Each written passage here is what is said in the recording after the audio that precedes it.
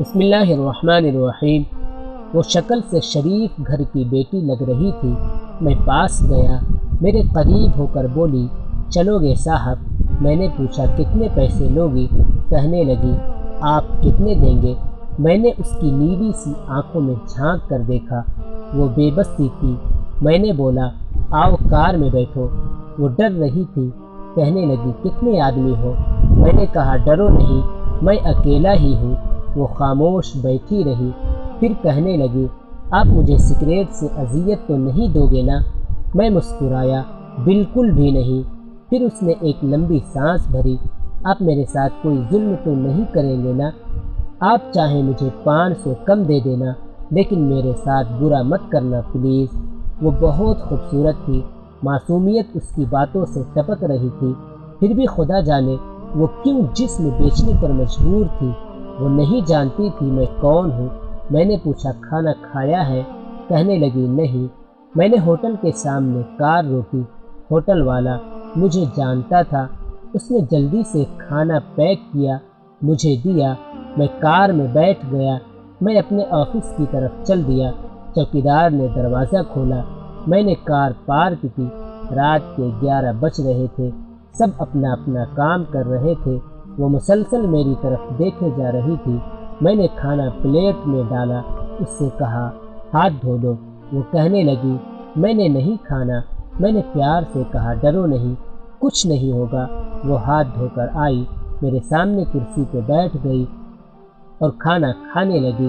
جب کھانا کھا لیا تو کچھ کھانا بچ گیا۔ کہنے لگی، یہ میں گھر لے جا سکتی ہوں؟ میں مسکرایا، بالکل بھی نہیں۔ وہ چپ ہو گئی، برقع اتارنے لگی۔ میں نے کہا، رک جائیں، میرے پاس آ کر بیٹھ جائیں۔ وہ حیران تھی، میری آنکھوں میں دیکھ کر بولی، جلدی سے اپنا کام کریں، مجھے واپس چھوڑ آئیں۔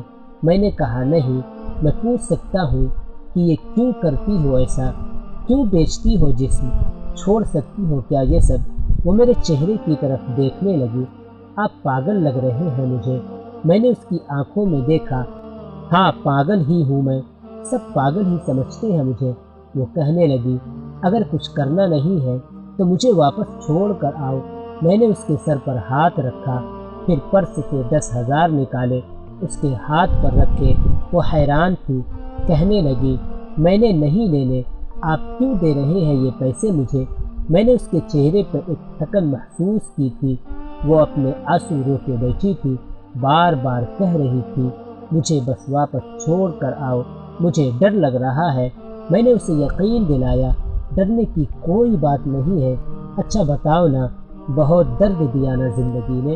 یہ سننا تھا تو اس کی آنکھیں نم ہو گئی، جیسے کوئی قیامت گر گئی ہو اس پر۔ میں سمجھ چکا تھا، کوئی بہت بڑا درد لیے گھوم رہی ہے۔ دروازہ کھولا، کانپتی آواز میں بولی، مجھے چھوڑ کر آؤ واپس۔ میں نے اسے بیٹھنے کا کہا، بتایا، میرا نام شجاع ہے، ڈرو نہیں، خود کو محفوظ سمجھو۔ اسے جب یقین ہو گیا کہ پریشانی والی کوئی بات نہیں تو بتانے لگی، شوہر مر گیا، 3 بیٹیاں ہیں، سسرال والوں نے نکال دیا، ماں باپ فوت ہو چکے ہیں، بھائی کوئی ہے ہی نہیں۔ ماموں کے گھر آئی، ماموں کے بیٹے نے میرے ساتھ زیادتی کی۔ میں نے جب ماموں کو بتایا تو سب نے مجھے غلط کہا، مجھے دھکے دے کر گھر سے نکال دیا۔ دور کے رشتہ دار نے ایک بڈھے سے میری شادی کروائی، اس کے بھی بچے تھے، اس کے بچوں نے مجھے بہت ذلیل کیا۔ پھر وہ شوہر بھی فوت ہو گیا، بیٹیوں کو لیے در بدر لیے بھٹکنے لگی، نہ چھت تھی نہ روٹی تھی، بھوک افلاس تھی، سڑک پہ کھڑی تھی۔ ایک صاحب آئے، کہنے لگے، 1 گھنٹے کے 5,000 دوں گا۔ نہ چاہتے ہوئے ماں کی ممتا حالات کی ستائی ہوئی کیا کرتی، آخر چل دی۔ اب ہر روز جسم بیچتی ہوں، کرائے کا گھر لیا ہے، بیٹیوں کو اکیلا چھوڑ کر آتی ہوں، کیا کروں؟ بہت بار سوچا خودکشی کر لوں، لیکن بیٹیوں کو دیکھ کر ہمت نہیں ہوتی۔ وہ رو رہی تھی، میں نے زمانے کی بے حسی محسوس کر رہا تھا۔ اس کے سر پر ہاتھ رکھا، اس سے کہا کہ شجاع تمہارا بھائی ہے، آج سے تم اپنی بیٹیوں کو لو اور میرے آفس کے اوپر والے ایک روم میں رہو۔ وہ یقین نہیں کر پا رہی تھی۔ کار میں بٹھایا، اس کے گھر پہنچا، بیٹیاں سوئی ہوئی تھیں، بہت پیاری تھی، گود میں اٹھایا، دل کو سکون ملا۔ میں انہیں اپنے ساتھ لے آیا اور آفس کے اوپر والے کمرے میں کہا کہ سو جائے۔ وہ مسلسل روئے جا رہی تھی، مجھے کہنے لگی، آپ فرشتے ہیں، آپ کون ہیں؟ وہ دعائیں دینے لگی، جھولی اٹھا کر نہ جانے کتنی دعائیں دیتی رہی۔ یہ تو تھی اس بے بس عورت کی کہانی جسے ایک فرشتہ صفت انسان مل گیا اور اسے اس دلدل سے نکال لیا، مگر ہر جگہ ہر کسی کو ایسا انسان نہیں ملتا۔ میں نے ایسی دیکھا ہے جو اپنے شوہر سے طلاق کا مطالبہ کرتی ہے کہ مجھے طلاق دو، تمہیں میری قدر ہی نہیں ہے۔ وہ اپنا گھر جلا رہی ہوتی ہے اپنی بے وقوفی کی وجہ سے۔ وہ بیچاری کیا جانے کہ زمانے کی تلخیاں کیا ہوتی ہیں، زمانے کا ڈسنا کیا ہوتا ہے۔ میں بتانا چاہتی ہوں، اپنا گھر جان بوجھ کر اجاڑنے والی لڑکیوں کو طلاق لینا آسان ہے، اس کے بعد جینا موت ہے۔ کبھی ساس کا رونا، کبھی نند کا سفایا، کبھی جٹھانی سے لڑائی، یہ ہر گھر کی بات ہے۔ اس کا ہرگز مطلب طلاق لینا یا گھر اجاڑنا نہیں ہے۔ بہت تکلیف ہوتی ہے، ہزاروں آنکھوں کے آنسو دیکھ کر اپنے گھروں کو آباد رکھو پلیز۔ خدا کی قسم، ایک وقت ایسا آتا ہے کہ نہ بھائی حال پوچھتے ہیں، نہ سگی بہنیں، سب وقت کے ساتھ چہرے کے نقاب بدل لیتے ہیں۔ اس جیسا فرشتہ صرف انسان ہر جگہ ہر کسی کو تھامنے کے لیے کھڑا نہیں ملے گا۔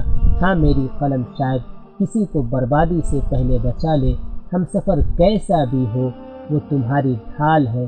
شادی کے بعد سگے بھائی سے خرچہ لینا بھی بھیک مانگنے جیسا لگتا ہے۔ میری باتیں وہ عورت سمجھ سکتی ہے جس پر ایسا کچھ گزرا ہے۔ ہم سفر جیسا بھی ہے، وہ تمہارا لباس ہے۔ یاد رکھنا، زمانے کے لیے تم صرف گوشت کا ایک ٹکڑا ہو۔ وہ زمانے گزرتے مدت ہوئی جب رشتوں کا پاس رکھا جاتا تھا، اب رشتوں سے کھیلا جا سکتا ہے، ہوس پوری کی جا سکتی ہے، پھر پھینک دیا جاتا ہے۔ ہاں، قسمت میں لکھا ہے، ہم بدل نہیں سکتے، لیکن حالات بدل بھی سکتے ہیں۔ صبر برداشت اور جھک کر نہ جانے کتنی عورتیں صرف اس لیے گھر اجاڑ لیتی ہیں کہ اس کا شوہر اس کو ٹائم نہیں دیتا۔ ہاں، یہ شکوہ کرنا درست ہے، لیکن کیا گارنٹی ہے کہ اس کے بعد زندگی میں آنے والا اس سے بھی زیادہ برا ہو۔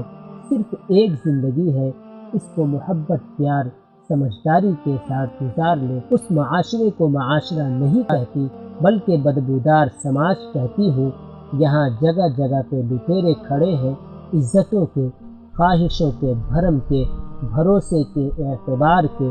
بس آخر میں ایک بات کہوں گی، اگر تمہیں پیٹ بھرنے کے لیے چار دیواری سے باہر نہیں جانا پڑ رہا ہے، اگر تمہیں جسم نہیں بیچنا پڑ رہا، اگر تمہارے سر پہ چادر ہے، اگر لوگ تمہارا سودا نہیں کرتے، اگر لوگ تمہیں وحشیہ نہیں کہتے، اگر تمہارا دامن پاکیزہ ہے، اگر تم رات کو محفوظ پناہ گاہ میں سوتی ہو، تو مت کرنا برباد اپنا آشیانہ، ورنہ روند دی جاؤ گی، نوچ لی جاؤ گی۔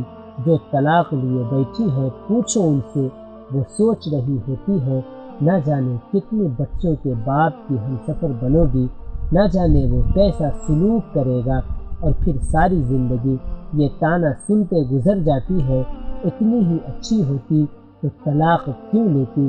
کسی عورت کی بربادی میں کہیں نہ کہیں مرد ہوتا ہے، محبت کر کے چھوڑنے والا دعوے دار ہو یا نکاح کر کے طلاق دینے والا بدبخت۔ عورت خدا کی قسم میرے معاشرے کی زنجیروں میں جکڑی ہوئی ایک قیدی ہے، کبھی باپ کی پگڑی پہ لٹ گئی تو کبھی سانس کے زہر آلود لہجے پہ، کبھی شوہر کی انا پہ خاک ہو گئی تو کبھی اولاد کی وجہ سے۔ مرد اگر سمجھ جائے میری اس تحریر کو تو شاید میرا معاشرہ بدل جائے۔ ہاں، کچھ عورتیں ہوتی ہیں بازارو، جن کو جتنی بھی عزت دے دو وہ عزت کی چادر سے زیادہ بازار کی رونق بننا پسند کرتی ہیں۔ پھر ایسی بدبخت عورتیں ایک بدبودار معاشرے کو جنم دیتی ہیں۔ اگر میری کسی بات یا عمل سے کسی کی دل آزاری ہوئی ہو تو اس کے لیے تہہ دل سے معذرت خواہ ہوں۔